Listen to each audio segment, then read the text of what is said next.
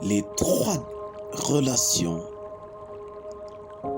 pour devenir un modèle dans la vie.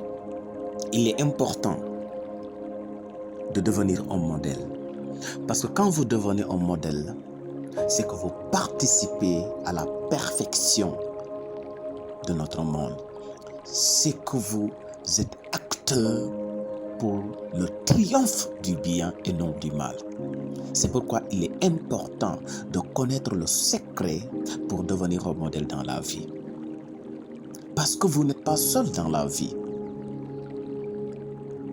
Alors, découvrons les 3 relations pour devenir un modèle dans la vie.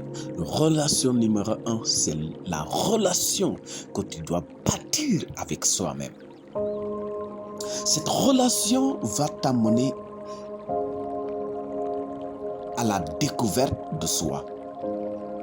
Pour bâtir une intimité avec soi. Pour réellement comprendre et accepter, il y a ce que tu acceptes dans la vie et ce que tu n'acceptes pas dans la vie. Il y a ce que tu souhaites dans la vie et ce que tu ne souhaites pas dans la vie. Il y a ce que tu veux avoir dans la vie et ce que tu ne veux pas avoir dans la vie. Si vous n'avez pas une relation intime avec soi, vous ne pouvez pas comprendre ces choses. Mais cette relation avec soi te permet de bâtir la confiance en soi que tu dois développer au cours de la vie, l'estime de soi qui est un trait de caractère, mais l'amour de soi. L'amour de soi qui est le fondement, la base de ton existence. En développant ces principes, ces valeurs, vous devenez un modèle dans la vie parce que vous êtes capable de bien se comporter dans la vie. Vous êtes capable d'être partisan du bien et non du mal. Alors, développez une relation avec soi-même si vous voulez être un modèle dans la vie. Deuxième relation, c'est la relation avec ton prochain. Quand vous ne développez pas, vous ne bâtissez pas une bonne relation envers votre prochain, vous ne pouvez pas être un modèle parce que dès lors vous devenez un danger pour votre prochain.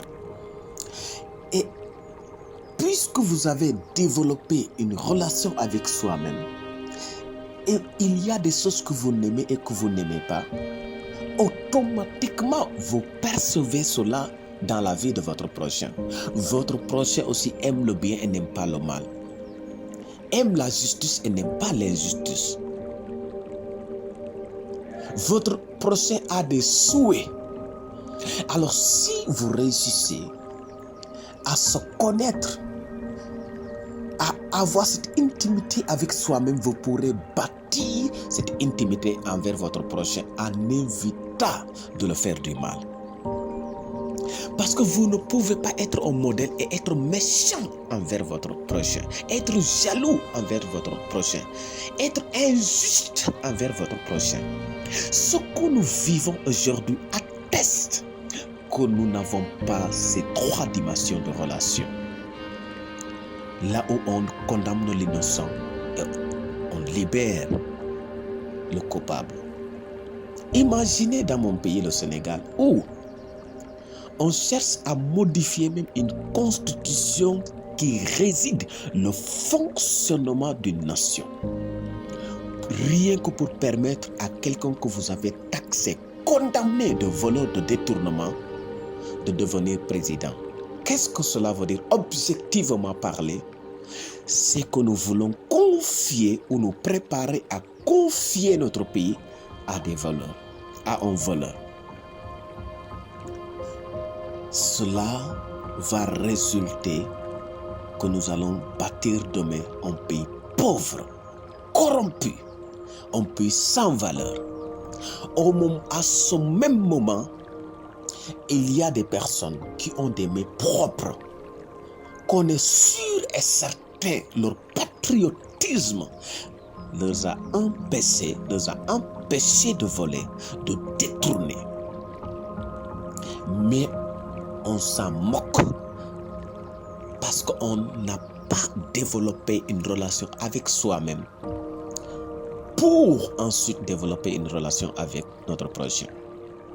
Si on développe une bonne relation avec notre prochain, on suivra ce principe. Ce que vous ne voulez pas que les gens vous fassent, ne le faites pas à quelqu'un. Le mal que tu ne souhaites pas qu'on te fasse, ne le fais pas à quelqu'un. L'injustice que tu ne souhaites pas qu'on te fasse, ne l'inflige pas à quelqu'un. Ne le fais pas à quelqu'un. L'accusation, le jugement, le rejet, la condamnation que tu ne souhaites pas qu'on te fasse, ne le fais pas à ton prochain. Mais cela existe aujourd'hui parce que seulement on n'a pas une relation avec soi-même pour bâtir une relation avec notre prochain. Donc si vous voulez devenir un modèle dans la vie, bâtissez une bonne relation avec votre prochain. Votre prochain va vous estimer, va vous aimer, va copier sur vous si vous bâtissez une bonne relation avec lui.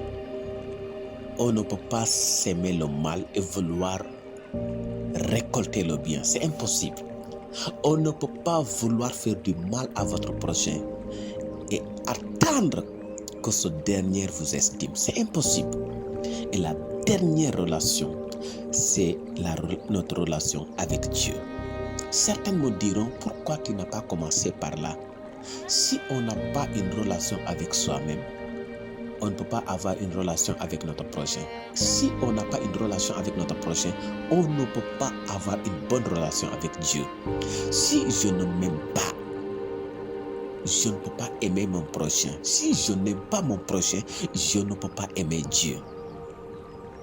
C'est tellement cohérent et simple. C'est une logique que nous devons découvrir et accepter.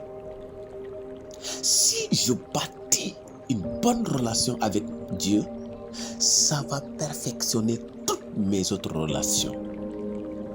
Parce que l'humain ne suffit pas à lui-même, il faut le spirituel pour que l'humain devienne parfait.